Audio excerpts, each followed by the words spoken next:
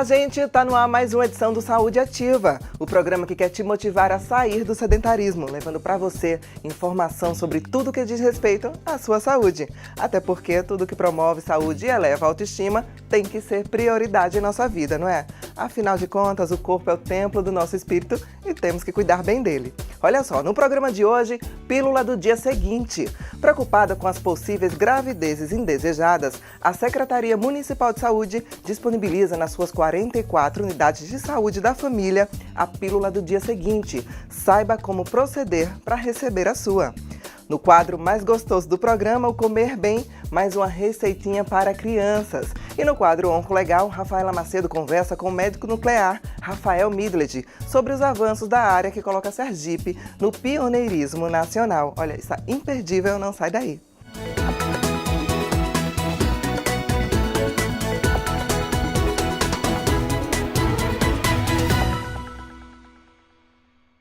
As usuárias do Sistema Único de Saúde, o SUS, já têm acesso à pílula do dia seguinte. Porém, é muito importante ressaltar que ela é indicada somente para alguns casos. Confira que casos são esses na matéria do repórter Leonardo Barreto. A pílula do dia seguinte é um contraceptivo de emergência e a Secretaria Municipal da Saúde disponibiliza nas 44 unidades de saúde da família. Eu converso agora com a coordenadora do Programa Municipal de Saúde da Mulher, Cristiane Ludmila. Coordenadora, como deve proceder a mulher que deseja ter acesso a esse serviço? Então, a gente tem nas 44 unidades de saúde disponível, né? E a gente tem observado que as mulheres têm acessado pouco as unidades para receber esse insumo, né? Como você disse, a pílula é uma pílula de emergência. Então, deve ser usada naquelas situações onde houve uma relação sexual sem proteção, né? A mulher que usa o anticoncepcional de sua escolha, mas esqueceu de usar, ou que usa preservativo, né? E aí furou o preservativo, ou mesmo que esqueceu que não usou mesmo. E em situações também de violência sexual, né? Tem a indicação. Essa pílula é bastante eficaz, mas o uso precisa ser nas primeiras 72 horas após, né, a ocorrência da relação sem proteção. Então, a mulher, o casal, né? Na verdade o uso é a mulher, mas a gente sempre fala o casal, porque esse planejamento reprodutivo deve ser do casal, responsabilidade do casal. Deve procurar a unidade de saúde do seu bairro, né, para que o médico ou o enfermeiro possa prescrever um insumo. Tá? O que a gente observa é assim, as mulheres, né, que querem usar, que precisam usar esse método, ao invés de ir no posto de saúde, vão na farmácia comprar, usam, né, assim, não usam com uma indicação, com uma orientação de um médico ou de um enfermeiro e terminam usando errado. E essa eficácia da pílula do dia seguinte, que poderia ser, né, uma boa eficácia, acaba perdendo, né, esse resultado todo. Então, aí corre o risco da mulher até engravidar.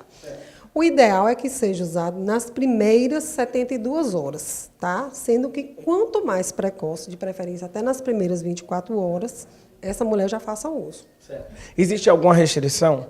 Sim. Como a gente sabe, né, a pílula do dia seguinte só são 2 comprimidos, então uma quantidade grande de hormônios, né, para poder evitar o acesso dos espermatozoides até as trompas e aí o risco de uma gravidez.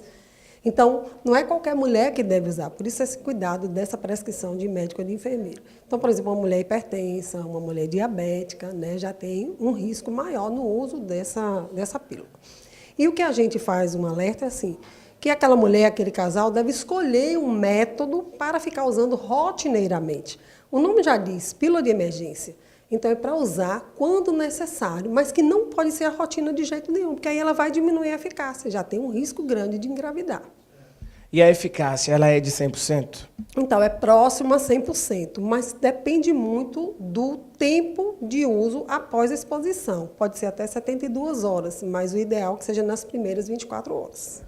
É importante lembrar que mesmo fazendo uso dessa pílula, é necessário ter um acompanhamento médico, né? Isso, tem um acompanhamento médico e aí o casal deve escolher um método para ser o seu método, né? A gente tem diversos métodos, como tem aqui nesse quadro.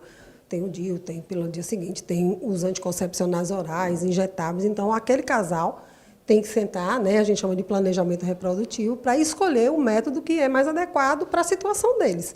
E não ficar recorrendo sempre à pílula do dia seguinte, que aí ela vai diminuir a eficácia e o efeito que é esperado, que é da mulher não engravidar, pode não acontecer.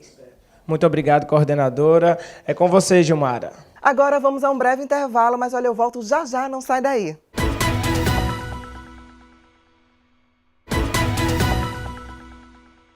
Agora aquele momento delicioso, tão aguardado, o quadro Comer Bem. Atenção, mamães e vovós! Hoje vamos aprender um pouco mais a fazer comidinhas deliciosas e saudáveis para a criançada. Tá bem legal, confira!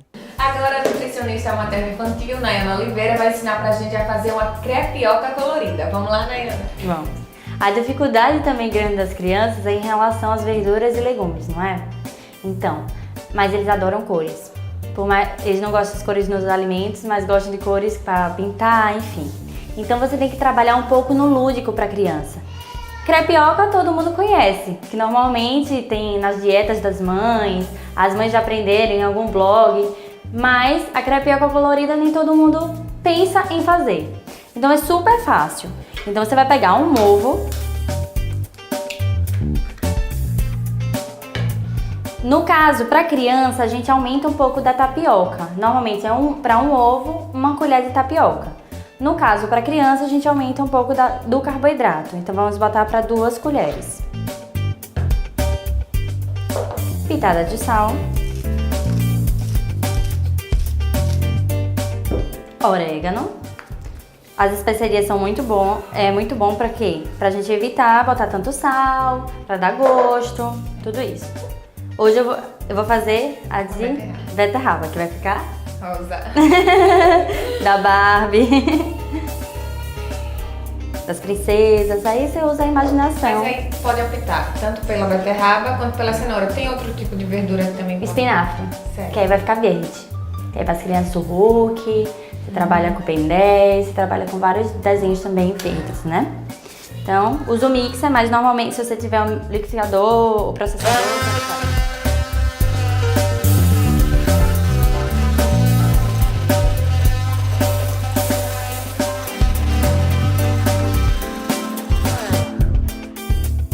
Outra coisa também, se a criança for muito enjoada com textura, a mãe pode fazer tipo um suco de beterraba e usar. Ou ralar um pouco mais fininho. Por exemplo, aqui eu ralei, ele tá maiorzinho.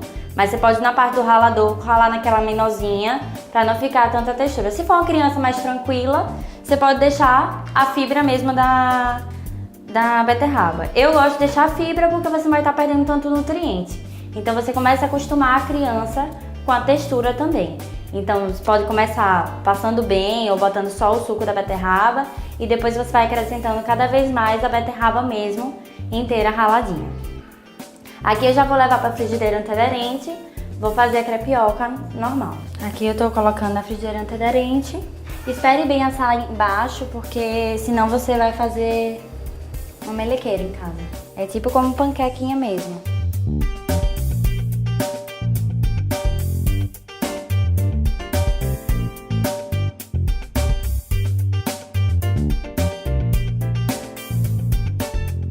Depois de assada, qual o próximo passo, Nayana? Então, pode fazer de várias formas. Uma das formas é fazer como sanduichinho, botar um queijinho até lá na frigideira mesmo para ele derreter.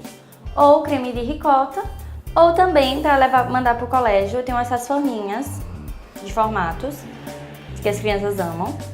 E aí você corta no formato, ó, do Mickey. Aí pode levar em um potinho separado o cremezinho de ricota que a própria criança coloca, que aí dá autonomia para ela em rechear, em melar. Então elas gostam bastante. E o prato e o lanchinho vai ficar super fofinho. Também a gente pode fazer de florzinha. Tá aí pronta a nossa crepioca colorida. Agora é só colocar em prática o que aprendeu aqui com a Nayana. Gente, é muito importante inserir comidinhas saudáveis no cardápio das crianças. E viu só que não é difícil? Basta tentar. Agora, mudando de assunto, você sabia que é possível baixar o aplicativo da TV Câmara Aracaju para iOS e Android e acompanhar toda a nossa programação de onde quer que você esteja? É muito bacana. Baixe agora. Ah, e manda sugestões pra gente, tá? E críticas também. O nosso e-mail é produçãotvcâmara@cmaju.se.gov.br. Confere aqui, ó.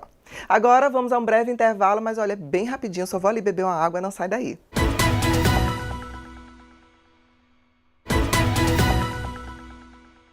Chegou a hora do quadro Onco Legal com Rafaela Macedo. Hoje ela conversa com o médico nuclear Rafael Midlege sobre os avanços do PET-CT, que coloca Sergipe em destaque no panorama nacional. Está bem bacana. É com você, Rafa.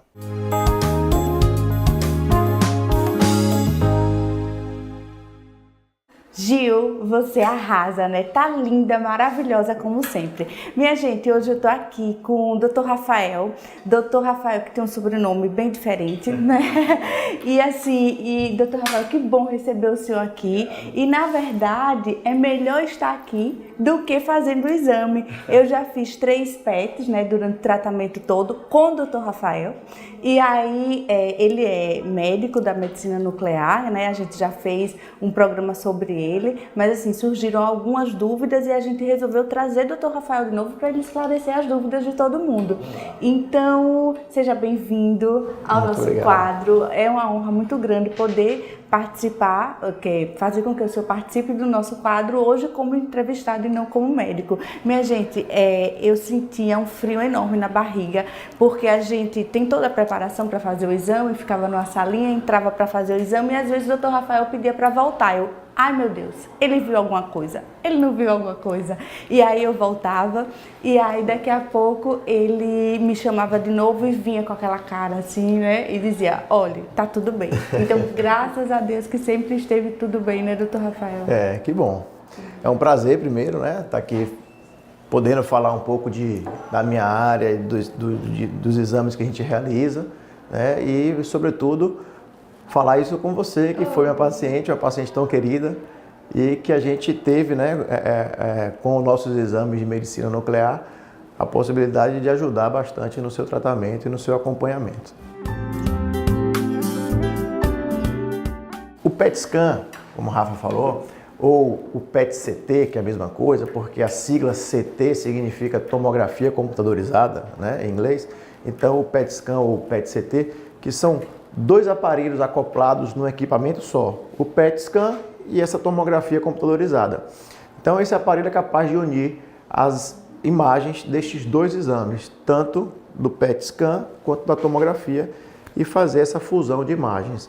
Então a gente consegue, através da tomografia, que é o exame já conhecido por todos, definir exatamente a localização das lesões em que o PET scan conseguiu demonstrar. Como que funciona, né, essa detecção de lesões através do PET scan? A gente utiliza para fazer o exame de PET substâncias, né, traçadores marcados com materiais radioativos, ou seja, traçadores radioativos, uma radiação pequena, nada de extraordinário, mas é bom que se fale, né? Então, os traçadores utilizados servem para que sejam investigada a presença de células tumorais.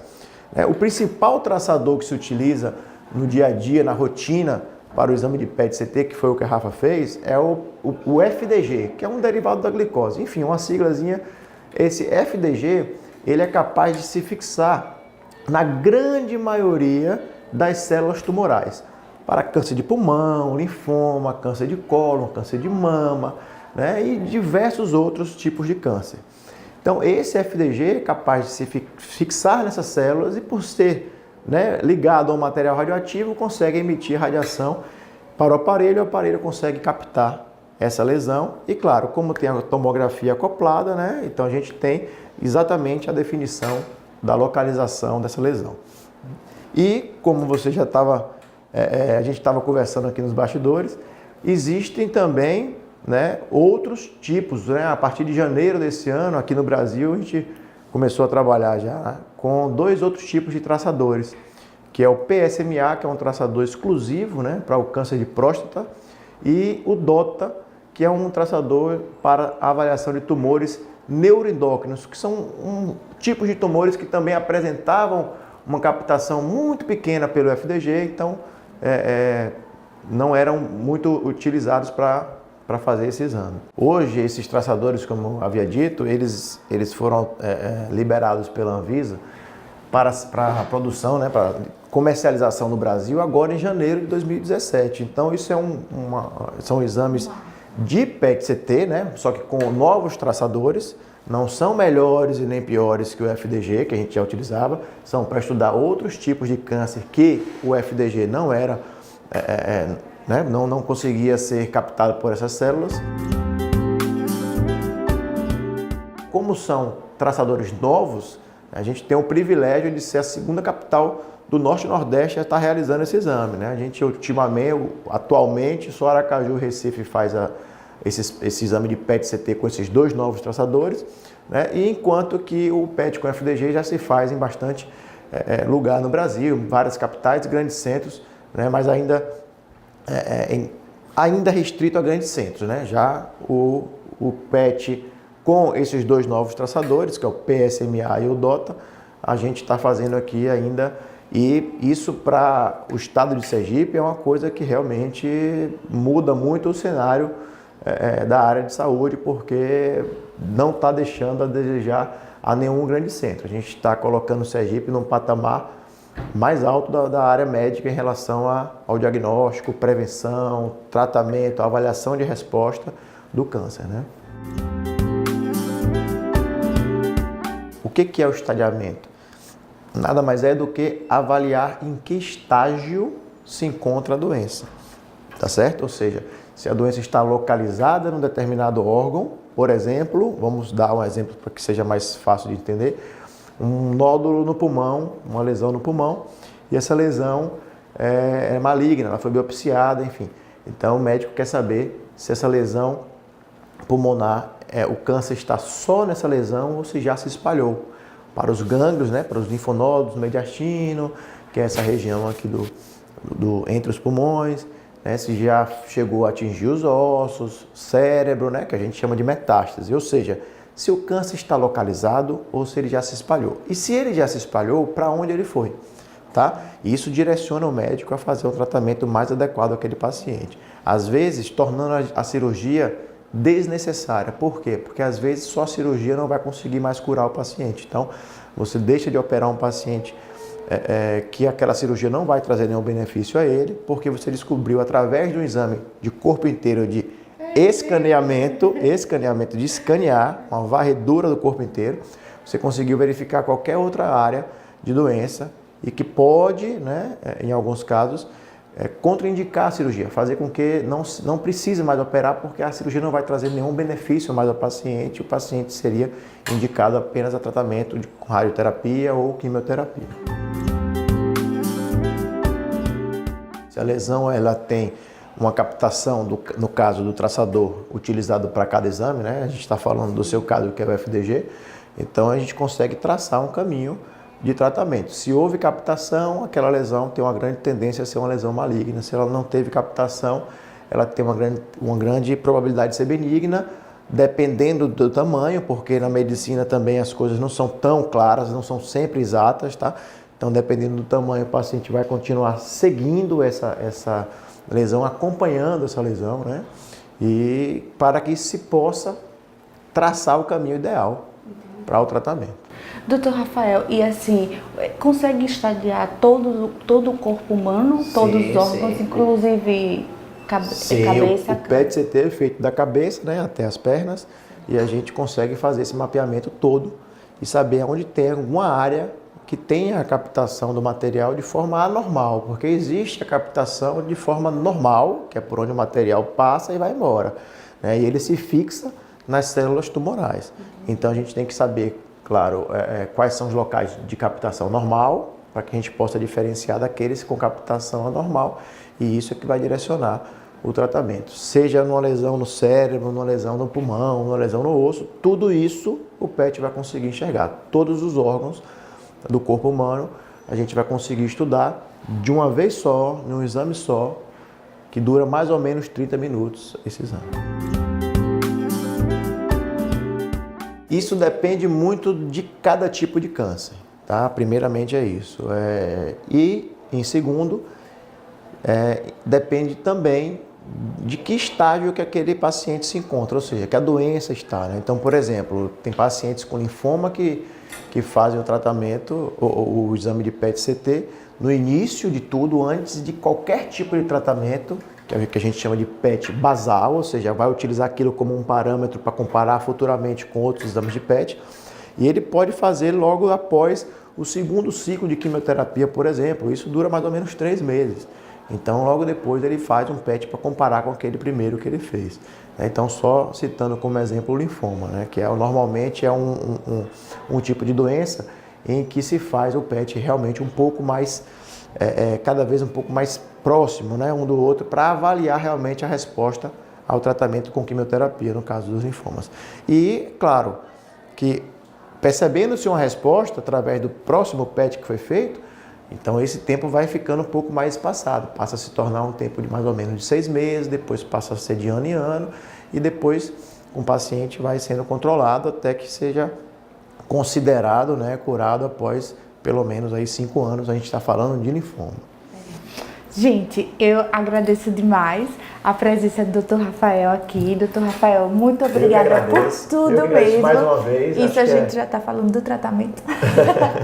É legal, é muito legal ver também que pessoas como o Rafa pessoas como ela, chegar até aqui batalhando e hoje está aí com um programa maravilhoso, fazendo tudo que é possível para que a população esteja mais antenada, né, sobre essa doença, que é importante a gente ter isso em mente. Quanto mais cedo se descobre, mais fácil de se tratar e de obter a cura. Então isso é muito importante. Programas como esse só tendem a fortalecer essa ideia para a população.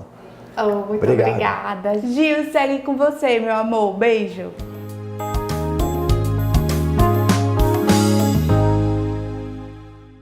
Obrigada, Rafaela. Gente, olha, o Saúde Ativa termina aqui. Mas não esqueça que temos um encontro marcado toda semana aqui na tela da sua TV Câmara Aracaju. Inclusive, lembrando mais uma vez, você pode baixar o aplicativo da TV Câmara para iOS e Android e acompanhar toda a nossa programação. Fique com Deus e até semana que vem. Tchau, tchau.